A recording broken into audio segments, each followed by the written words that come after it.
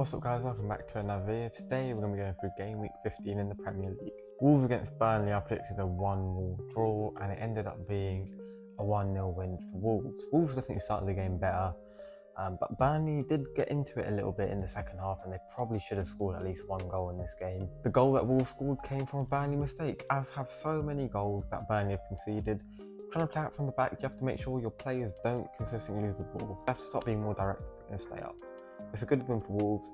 They get themselves further away from the relegation zone and they're probably going to be fine this season now. Luton Town against Arsenal. Wow, what a game this was. I went with a 3-1 Arsenal win. They did win, but it was 4-3 and it took a 97th minute Declan Rice header. Arsenal only have themselves to blame for making this game so difficult. David Raya, horrendous. Two big mistakes in this game. There is absolutely no way he should be in this side ahead of Aaron Ramsdale. He's nowhere near as good as him. He's made as many mistakes in his few games this season as Aaron Ramsdale has in his whole Arsenal career so far. Especially that second one. How are you going to let a ball just go straight under you? Like, what is that like? You're a goalkeeper at a top club. How are you doing that? Luton did show a lot of heart in this game though, man. They were very unlucky not to get away with the point. But Arsenal do what all great teams should do. They play until the last whistle and they got a win. And this is why they're going to win the league, man. The heart they showed in this game, the fight they've shown in multiple games this season actually, despite the fact they're not still playing amazingly. They've got Declan Rice, who's been, in my opinion, the best player in the league this season. Once again, he's come up clutch. He's just so good, man. I can't believe people didn't rate him before. Brighton and Hove Albion against Brentford. I did predict a 1-goal win for Brighton, but I did think it was going to be 3-2, not 2-1. To be fair, this game didn't have a lot of entertainment in it. Brighton were the better side and they deserved the win, but Brentford did have chances as well. But a loss was compounded with the fact that Brian and Mbeumo picked up an injury. That's another big play out for Brentford, especially in the forward area. They're very thin. Visser also should have been sent off. He tried to punch Gilmour in the face. Like, I don't understand how he got away with that. I think retrospectively they should ban him for that because that was disgraceful. Pascal Gross for Brighton was fantastic, goal and an assist. Jack Hinshelwood got his first ever senior goal in the Premier League for Brighton and Hove Albion, and yeah, it was a great day for them. Crystal Palace against Bournemouth. I did predict a win for Bournemouth, especially in the first half. Bournemouth were very good. They were the dominant side, they scored a goal. In the second half, Palace started to come back into it a bit more. Didn't really put too many clear-cut opportunities down right at the end of the game. Bournemouth sealed the win. Roy Hodgson, I don't want to say he's in a bit of trouble because he did save him last season, but he should be a bit concerned because it's not even just the fact that they can't really score any goals anymore. Defensively, they just look so vulnerable now. They're so open, so easy to score against. For Bournemouth, it's yet another win. They're in really good form now. They're going to push on to mid-table, where I said they'd finish at the start of the season. Fulham 5, Nottingham Forest 0. Yeah, I got this one completely wrong. I predicted a 1-1 draw. Iwobi and Jimenez were both phenomenal in this game, both got 2 goals. But Iwobi, especially over the last few games, has been really good. It's the first time that Fulham has scored 3+ goals in 3 consecutive games since 1966. I don't understand how they've managed to learn how to score goals in such an abundance. Like, that's 11 goals in their last 3 games. In the 12 before that, they only scored 10. This is insane. It was nice to see the Nottingham Forest fans still singing Steve Cooper's name though. They recognise what a brilliant job he's done and that he is still the right man to lead them. I do believe he is as well. They do have a few injuries in the squad. Well, I will admit that Nottingham Forest are a lot lower in the table than they should be. I still don't think that Cooper is the problem. Sheffield United against Liverpool, I predicted 2-2. Liverpool did win 2-0 and yeah, but a bit of a controversial game. I think both Liverpool goals could have been disallowed for fouls. I think the first one was okay. I think Van Dijk was just strong. But the second one should have been a foul. Darwin Núñez literally scissored Bogle, and that was quite dangerous. Sheffield United also should have had a penalty at 1-0 when McAtee was fouled by Kanate, but for some reason it wasn't given. It was a very positive performance for Sheffield United. I think they come out of this game with a lot of credit. They've got injuries and suspensions in their team, and they still put in a really good shift. On another day, they win this game. Alexander-Arnold's very good though. He put in some very nice crosses and got an assist. With the appointment of Chris Wilder, I'm still not sure that Sheffield United will stay up. I think they have a much better chance of doing so. I'm still not sure about Liverpool being in a title race, just because I don't think they played very well here. But I also think that later on in the season, they will crumble with the lack of DM. It's going to be a big issue for them.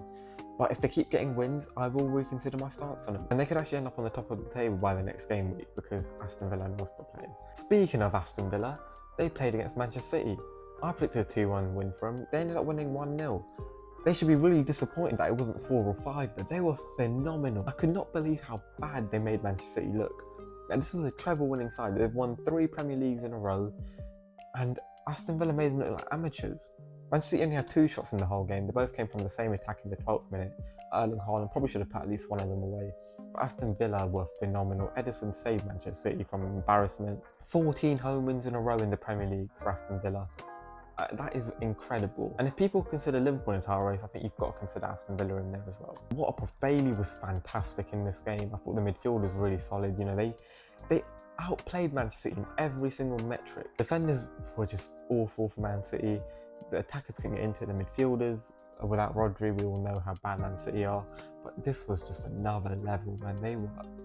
They were embarrassed. I couldn't believe it, man. Manchester United against Chelsea, I predicted a 2-1. Just predicted it the wrong way. Manchester United were absolutely amazing in this game. I couldn't believe what I was watching. They were so dominant. Chelsea without Conor Gallagher, worse than Luton Town. They missed him so much in this game, and his pressing is so underrated, and I think he has been Chelsea's best player this season.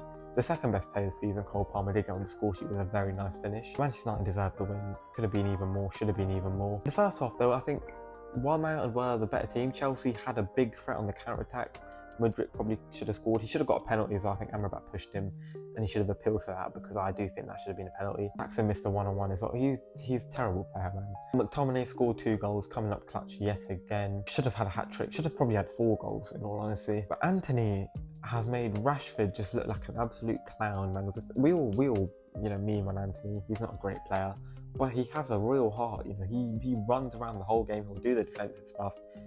Marcus Rashford should not be anywhere near this Man United team currently, man. But if they do continue playing like this, they could make the top 4. However, I do have my reservations about them because of how bad they've been throughout the season so far. The fact that Chelsea were without Conor Gallagher, you know, we'll have to see how they play in the coming games. But this was really, really positive for Man United, especially with all the stuff that was coming out about the club in the last few days. Everton against Newcastle, another one I got wrong. I predicted 2-1 Newcastle, and Everton won 3-0. They started the game really, really well, putting the pressure on Newcastle, but couldn't really create a clear-cut opportunity. Newcastle then got into the game, coming towards the end of the first half. They started to test Pickford a little bit. In the second half, once again, Everton started quite well, but there wasn't too much in it until the end when Everton scored 3 goals. A poor result for Newcastle. I was hoping Anthony Gordon would score against his old team or had him in FPL, but yeah, it was a shame for them. Great result for Everton. They are now out of the relegation zone. They'd be ahead of Chelsea if their 10-point deduction wasn't there. And hopefully they get overturned, because I'd love to see Chelsea in the bottom half again. Eddie Howe won't be happy with this performance. They lost a bit of ground in a game where they shouldn't have been losing ground. It was a poor result, but I trust Eddie Howe to turn it around. In the final game, Tottenham Hotspur against West Ham United, a London derby. I went with a 3-1 Tottenham win. West Ham won 2-1. Like the Aston Villa game, Tottenham in the first half were absolutely fantastic. They were so dominant, they should have been 4-0 up. They weren't, because they didn't take their chances. And West Ham in the second half came back. The first half, West Ham were really poor, really defensive, letting Tottenham do everything. Second half, they started pressing them, and that caused a lot of issues. Even though Romero came back and scored a goal, you couldn't prevent West Ham scoring too. The first one was very lucky for West Ham. It was pinball in the box, and Bowen finished it off very well. The second one, Doggy, what are you doing, man? I've raved about him. I think he's a really good player, but it was a horrible mistake from him. And Ward-Prowse finished it off. 3 home losses in a row now for Tottenham. That's 4 losses in the last 5 games. They're really missing Maddison and Van der Ven. But honestly, it's still a really poor result. That's what I thought of the game week. Let me know what you thought in the comments below. Thank you for watching, and I'll see you soon for another video.